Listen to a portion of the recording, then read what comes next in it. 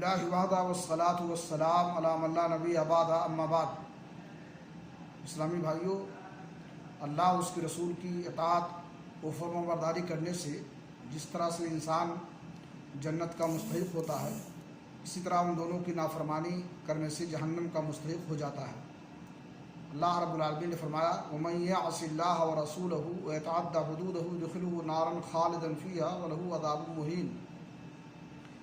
جو اللہ اس کے رسول کی نافرمانی کرے اور اس کے قائم کردہ حدود کو پار کر لے تو اللہ رب العالمین اس کو جہنم میں داخل کرے گا، جس میں وہ ہمیشہ رہے گا اور اس کو وہاں رسوا کن عذاب ہوگا۔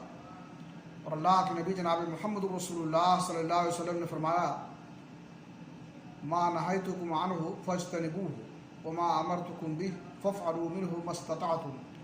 جس چیز سے میں تم کو روک دوں اور منع کروں اس سے رک جاؤ، اور جس چیز کے کرنے کا حکم دوں تو حسب استطاعت اسے انجام دو اور کرو۔ اللہ رب العالمین سے دعا ہے کہ اللہ تعالی ہمیں اپنی نافرمانی کرنے سے محفوظ رکھے اور بچائے۔ وآخر دعوانا الحمدللہ رب العالمین۔